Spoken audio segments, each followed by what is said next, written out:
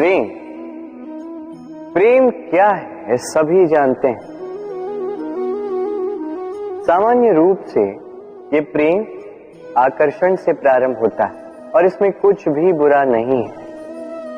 महत्वपूर्ण बात यह है कि इस प्रेम का लक्ष्य क्या है। जिससे आपने प्रेम किया उसे पा लेना या ना पाने के कारण स्वयं को विचलित कर इस संसार से मुख मोड़ लेना। यदि कोई इन दोनों विकल्पों में से कोई एक चुनता है तो आपको बता दो, ये दोनों ही प्रेम का अंत है। प्रेम का असली अर्थ है समर्पण, संपूर्ण निस्वार्थ समर्पण। ऐसा प्रेम जिसमें जिनसे आपने प्रेम किया उसको पाने की प्रसन्नता आपका लक्ष्य नहीं। जिनसे आपने प्रेम किया उसे प्रसन्न करना आपका लक्ष्य हो। ये प्रेम ईश्वर है, किंतु यदि इस प्रेम में पूर्णतः समर्पित नहीं होंगे तो इस प्रेम में एक आकार नहीं हो पाओगे। किंतु यदि इस प्रेम में स्वयं को पूर्णतः समर्पित कर दिया तो समझो इसी प्रेम में आप ईश्वर पाओगे। राधे राधे। तनाव, दबाव, ये नाम जाने पहचाने से लग रहे होंगे, क्यों?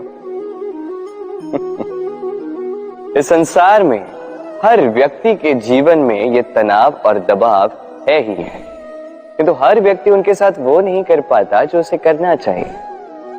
इस तनाव और दबाव को हटाने के स्थान पर वो उसी दबाव का बंदी बनकर रह जाता है। चलिए आपको इस प्रकृति का एक उदाहरण देता हूं, वो समझाने के लिए जो समझना आपके लिए आवश्यक है। कभी किसी वृक्ष को देखा होगा, उस पर आप पुष्प भी देखते हैं, फल भी देखते हैं। किसी पुष्प को हाथ में लीजिए और दबाकर देखिए, उसमें से इत्र निकलता है जो हमें भाता है। किसी फल को लेके दबा के देखिए, उसमें से रस निकलता है, वो भी हमें भाता है।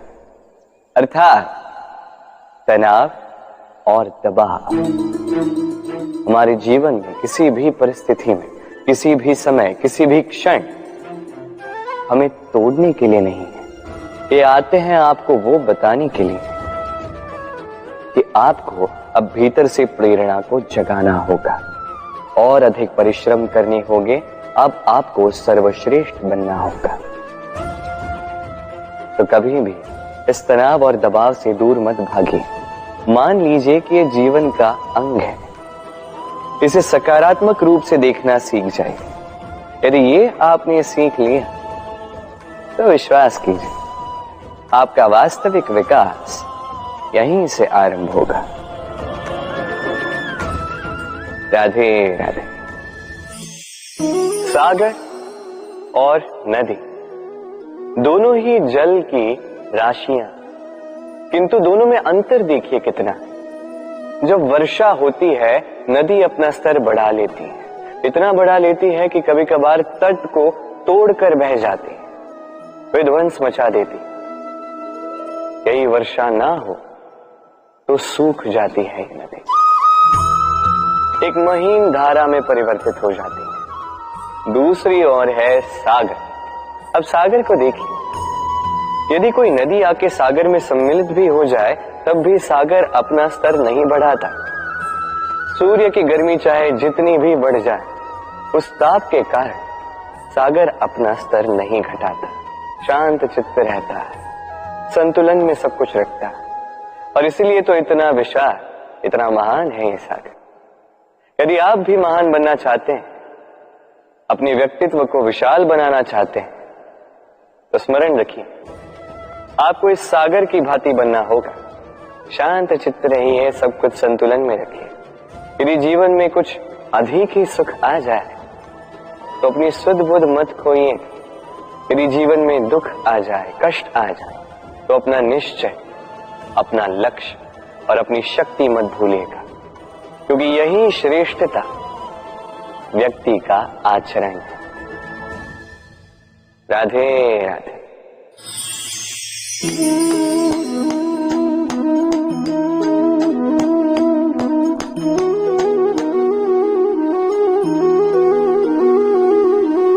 आप सोच रहे होंगे कि मैं कर क्या रहा।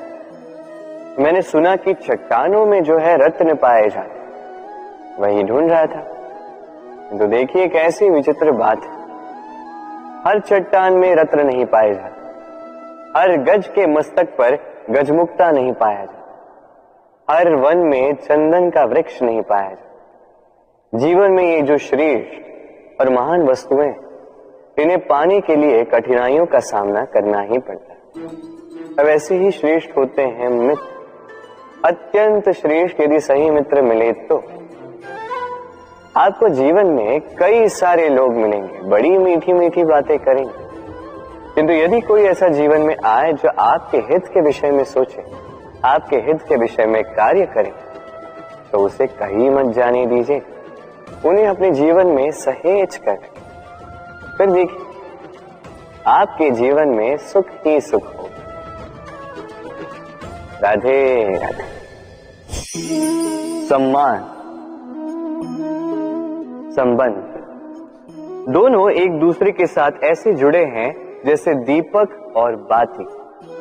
ना कोई कम है ना कोई अधिक, दोनों का अधिकार समान होना चाहिए, जैसे पति पत्नी का संबंध। अब इसमें पति का अर्थ स्वामी नहीं, साथी। उसका कर्तव्य है साथ देना, आदेश देना नहीं। और ये संबंध सहकार से बनता है, अधिकार से नहीं।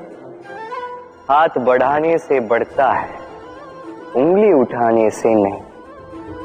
यदि इस संबंध में एक दूसरे का मान रखोगे, एक दूसरे का सम्मान करोगे, तभी ये संबंध बढ़ेगा, तभी ये संबंध अभिमान योग्य बनेगा।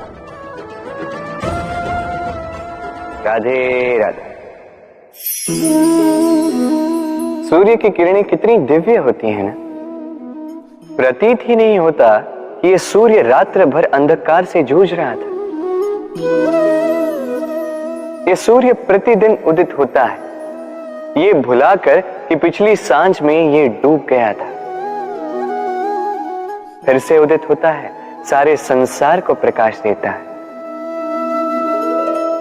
यही अंतर है हम में और सूर्य में। सूर्य बीती को बिसार कर आगे बढ़ता है, हम प्रतिदिन भोर में उठते हैं, वही पुरानी बातों को साथ लेकर चलते हैं, उसी कड़वाहट में स्वयं को लपेट लेते हैं। अब यही बीती बातों की श्रृंखला हमें जीवन में आगे बढ़ने ही नहीं देती।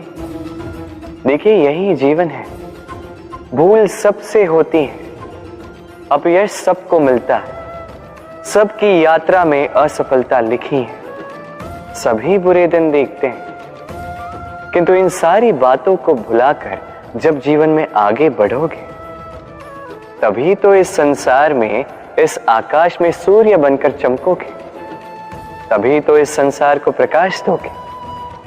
इसलिए प्रतिदिन जागिए, एक नए जन्म के साथ, एक नए उत्साह के साथ, एक नए लक्ष्य के साथ।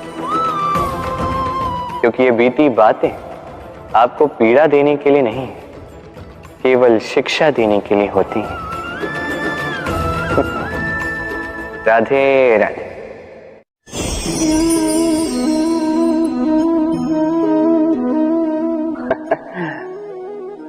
मेरे मन में अभी अभी एक विचार है। क्या आप भी ऐसा सोचते हैं कि ऐसा क्यों होता है? ईश्वर ने हमें दो आंखें दी, दो कान दिए, दो हाथ दिए, किंतु मुख केवल एक ही दिए, जीभ केवल एक ही दी। ऐसा क्यों? क्या कारण हो सकता है इसके पीछे? कारण है। कारण ये है कि ईश्वर चाहते हैं कि हम देखें अधिक, सुने अधिक, कार्य अधिक करें, बोले कम। अब यदि आप गौर से सोचेंगे तो इसमें भी हमारी जीभ को अत्यंत कोमल बनाया गया है ताकि इन कठोर दांतों के मध्य में ये बड़ी सरलता से रह सके। अब इसके पीछे भी कोई कारण है। हमारे शब्द और हमारी वाणी भी इसी प्रकार कोमल और सरल होनी चाहिए। स्मरण रखिए, यदि इस मुख से शब्द कठोर निकलेंगे तो इसके परिणाम भी कठोर ही होंगे। इसी कोमल, इसी सरल और इसी मीठी वाणी के साथ आइए मेरे साथ कहें, राधे राधे। इस कोमल घास को देख रहे हैं, इतनी कोमल कि कोई बालक भी आके इस पर बैठ जाए तो ये दब जाती। एक छोटा सा चूहा कहीं से आ जाए, अपने दांतों से इसे काट सकता, और यदि कोई हाथी आ गया तो बड़ी सरलता से इसे जड़ से उखाड़ कर फेंक सकता है ना? अब देखिए,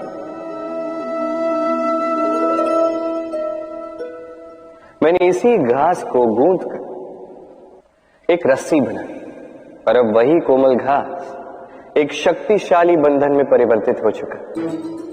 ऐसा बंधन जो किसी हाथी को बांधने में काम आ सकता। वही हाथी जो बड़ी सरलता से इस घास को उखाड़ कर फेंक सकता था। समझे आप? इसी रस्सी की भांति यदि एक साथ रहोगे, एक दूसरे की सहायता करोगे, साथ निभाओगे, तो कितनी भी बड़ी समस्या क्यों न, उसका हल बड़ी सरलता से आप निकाल पाओ। राधे।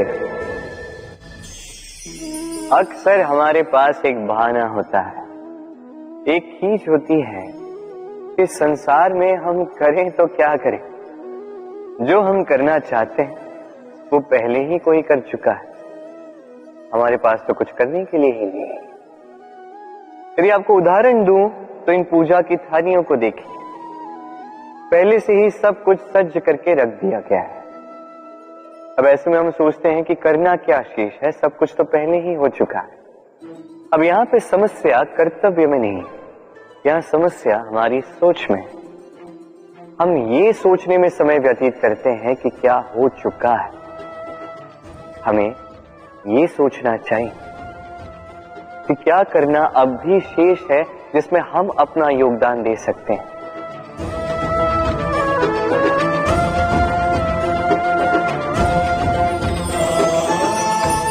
समझे? संसार में ऐसा कोई कार्य नहीं जो पूरा हो। आप सदैव उसे आगे बढ़ाने के लिए प्रयास कर सकते हैं। आप उस कार्य को और श्रेष्ठ बना सकते हैं। बस आवश्यकता है तो सकारात्मकता की। राधे राधे।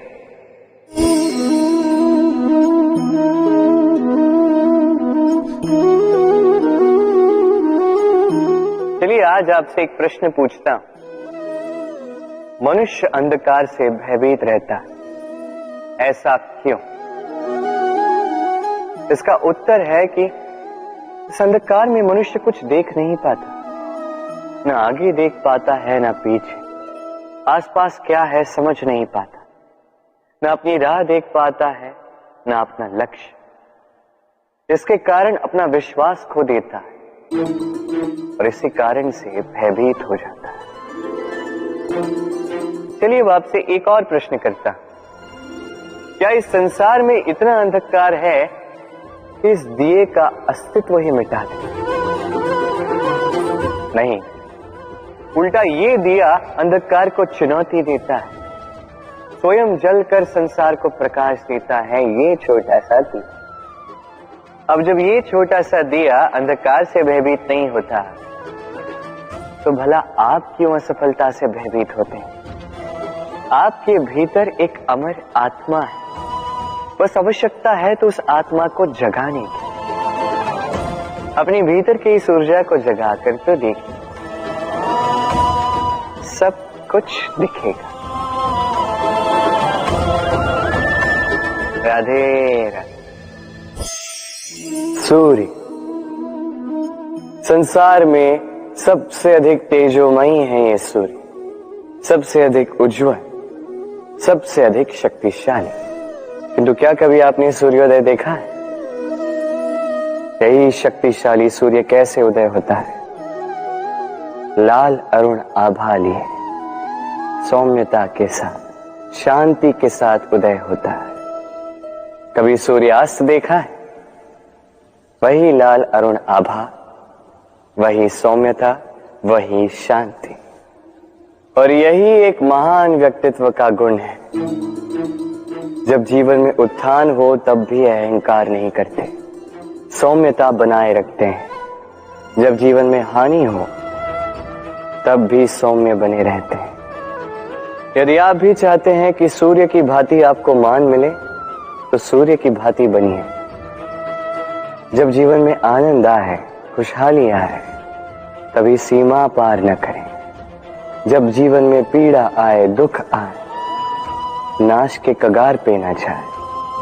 सौम्य रहे, शांत रहे, सूर्य की भांति चमकते रहे।